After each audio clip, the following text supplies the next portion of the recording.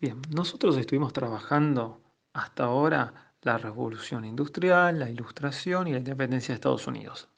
Vamos a ver qué es lo que está pasando en Francia. Para mediados del siglo XVIII, la mayor parte de la población francesa estaba compuesta por quienes constituían el llamado Tercer Estado, que eran los comerciantes, los jornaleros, los artesanos y los campesinos. Ellos, mediante el pago de los impuestos, mantenían a los sectores privilegiados de la sociedad, el rey y su familia, con los nobles y los miembros del clero. Esto mediante, yo voy explicando, después, como siempre en mi explicación, van apareciendo los gráficos y las placas de información para que lo puedan entender. Entonces, acá el problema era este, que Francia estaba el tercer estado, que eran los comerciantes, los jornaleros, los artesanos y los campesinos. Entonces son los que mantenían al rey, a su familia y a los demás. ¿Se entiende? Para 1788, Luis XVI aumenta los impuestos para poder pagar las deudas del Estado. Esto se debe a una principal cuestión, que es la participación de Francia en la guerra de independencia de Estados Unidos. Acuérdense que Francia ayuda a Estados Unidos. Y al año siguiente ocurre una mala cosecha de trigo, que esto deriva en el aumento del precio del pan. ¿Se entiende? Entonces, aumentaron los impuestos y aumenta el pan. El pueblo de París, o sea, ya la gente estaba cansada, los altos impuestos y la insensibilidad de la monarquía, o sea, no le importaba la monarquía. El 14 de julio de 1789 se tomó la Bastilla, que la Bastilla era una fortaleza donde se utilizaba como prisión real, y en ella justamente había armas y municiones. Ahí estalló la Revolución Francesa, durante la cual los miembros del Tercer Estado, dirigidos por la burguesía y reunidos en la Asamblea Nacional, aprobaron la Declaración de los Derechos del Hombre y del Ciudadano. Esta declaración eliminó los títulos de nobleza y proclamó la libertad, la igualdad ante la ley y la fraternidad entre todos los hombres. Esto es lo fundamental que ocurre. Entonces, con la Revolución Francesa, se convoca a la Asamblea Nacional, se establece la Declaración de los Derechos del Hombre y del Ciudadano, y esto eliminó los títulos de nobleza y proclama la libertad, la igualdad y la fraternidad entre todos los hombres. Bien, para 1791, los revolucionarios franceses sancionaron una constitución que estableció una monarquía parlamentaria basada en la división de poderes. En la nueva forma de gobierno, o sea, el poder ejecutivo estaba ejercido por el rey, pero estaba controlado por una asamblea legislativa cuyos integrantes eran elegidos por el voto de los ciudadanos en mayores ingresos. ¿Se entiende hasta acá entonces cómo viene cambiando la cosa y cómo se dio la Revolución Francesa? Bien, la burguesía, a ver, va a considerar de que el cambio ya estaba logrado, no le convenía más tanta revuelta. Entonces, ¿qué va a ocurrir? La burguesía, como dije, quiere como que terminar con la revolución. Pero ¿qué va a pasar? El ataque de los austríacos a Francia para restaurar el absolutismo cambia el curso del proceso revolucionario, que pasa a mano de los jacobinos, que los jacobinos son el sector más radicalizado, o sea, los más complicados, digamos, son los jacobinos. Em, Estos estaban liderados, habrán escuchado de él alguna vez, por Maximilien Robespierre. Estos van a controlar la Convención Nacional, que la Convención Nacional era la Asamblea Constituyente que se había elegido en 1792. ¿Estamos? Bueno, repito la idea. Los burgueses quieren terminar con la revolución. Pero por el otro lado tenemos a Austria que quiere atacar a Francia. ¿Por qué? Para poder restablecer el absolutismo, o sea, el control de la monarquía de vuelta.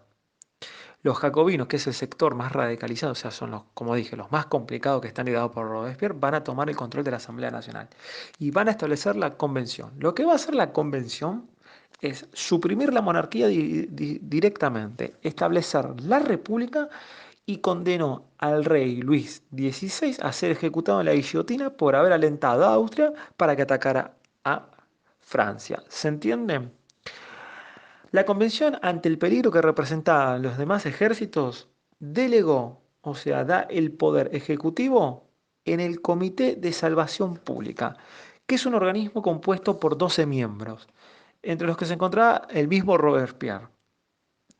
Este comité decretó el reclutamiento de un ejército revolucionario, fija precios máximos a los alimentos de primera necesidad, esto es fundamental, y además utilizó la llamada política del terror para enviar a la guillotina a los opositores monárquicos y a los revolucionarios moderados. Durante la dirección de los jacobinos también se sancionó la Constitución de 1793, que estableció en el territorio de Francia el sufragio universal. Entonces, esto es lo que hace la convención con Robespierre. ¿Se entiende? Bien, si bien al principio, o sea, todo el mundo estaba contento, no, no digamos contento, sino que acompañaba a la política de terror de Robespierre, a medida que los éxitos militares iban alejando a las tropas enemigas, la oposición a Robespierre crece y estaban con miedo a la guillotina. Finalmente Robespierre y sus principales líderes jacobinos fueron destituidos y ejecutados en 1794, porque no se aguantó más la situación de la persecución. A partir de ahí, el gobierno pasa a manos de un grupo que es más moderado, de la burguesía francesa, que son los termidorianos. Estos van a sancionar una nueva constitución en 1795. La nueva constitución suprimió, escuchen bien, suprimió el sufragio universal, ya que solo otorgó el derecho de voto a los ciudadanos que tuvieran cierta fortuna, limitándolo, por lo tanto, a los sectores más ricos de la burguesía. ¿Qué pasa? Los termidorianos toman el poder, sacan el sufragio universal y solo se lo dan a la gente de plata. ¿Se entiende? Después de la Constitución de 1795, o sea, esta misma Constitución que ellos sancionaron, creó un poder ejecutivo de 5 miembros, llamado el Directorio, y un poder legislativo compuesto por 2 cámaras, el Consejo de Ancianos, integrado por hombres casados y de más de 40 años, y el Consejo de los 500, compuesto por hombres de más de 30 años. Este directorio, que gobernó Francia entre 1795 y 1799, tuvo que enfrentar la oposición de dos grupos. Esto es fundamental, ¿eh? Uno son los monárquicos, que deseaban reimplantar el absolutismo, y los continuadores de los jacobinos, que intentaban restaurar la Constitución de 1793, la anterior a esta. ¿Se entiende?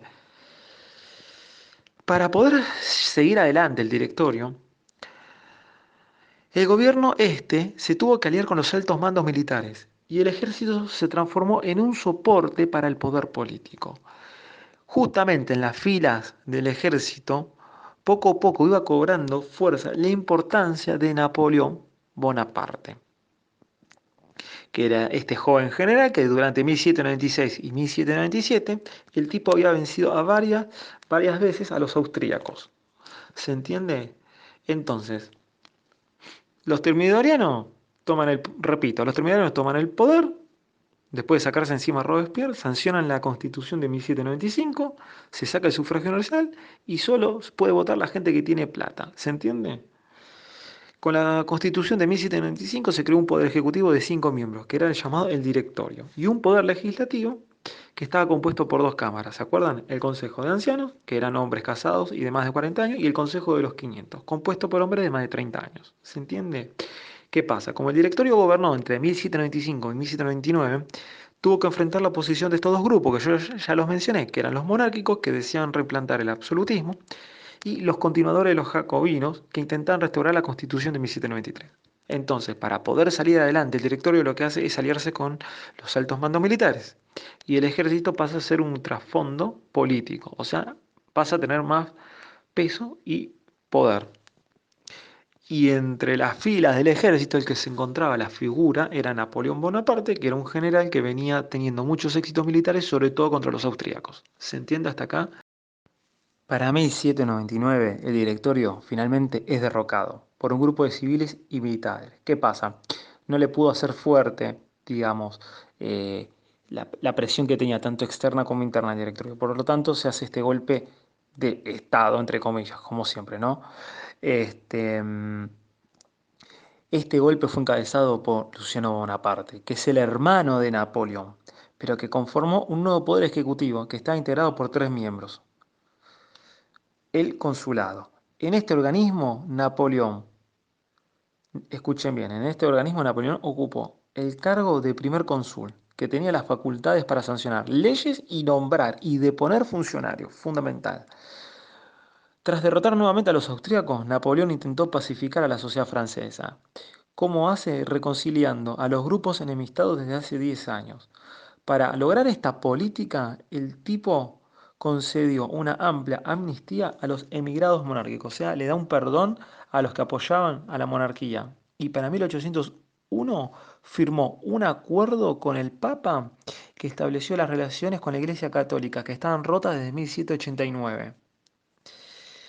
Paralelamente, lo que hace Napoleón es instaurar una administración estatal centralizada. Apoyó el desarrollo de la ciencia y de la industria, ordenó la construcción de obras públicas y creó el Banco de Francia. Una de sus acciones del gobierno, que fue la más importante, fue la sanción del Código Civil, también es conocido como el Código Napoleónico, que garantizó los derechos que la burguesía francesa venía necesitando para poder consolidarse: la igualdad ante la ley, la libertad civil y la propiedad privada. Fundamental. ¿Se entiende? Con esto se da como fin a la Revolución Francesa, porque Napoleón es el que viene a poner el orden final. Y con él después nace el imperio napoleónico. Entonces, repito, el directorio no se aguanta más la presión interna y externa, le hacen un golpe los civiles y militares, estaba comandado por Luciano Bonaparte, que era el hermano de Napoleón. Se conforma un nuevo poder ejecutivo que está integrado por tres miembros, a lo que se denomina el consulado. En ese organismo lo que hace Napoleón es ocupar el cargo del primer cónsul. ¿Se entiende? Que podía sancionar leyes, nombrar y deponer a los funcionarios. Y cuando derrotan nuevamente, ¿viste?, a los austríacos, lo que hace Napoleón es intentar pacificar a la sociedad francesa. ¿Cómo lo hace? Reconciliándose con los grupos enemistados desde hace 10 años. ¿Cómo lo hace? Concede una amplia amnistía, que esto es un perdón, a los emigrados monárquicos. Y para 1801 firmó un acuerdo con el Papa que establece las relaciones con la Iglesia Católica que estaban rotas desde 1789. Y lo que hace para ordenar el Estado es una administración estatal, con el apoyo y desarrollo de la ciencia y de la industria, con construcción de obras públicas, y creó el Banco de Francia. Y lo más importante de todo es el Código Civil, conocido como el Código Napoleónico, que fue la sanción de los derechos de todo, digamos, pero sobre todo de la burguesía francesa, que lo venía necesitando, donde se consolidaba la igualdad ante la ley, la libertad civil y la propiedad privada. ¿Se entiende? Bueno, hasta acá la Revolución Francesa.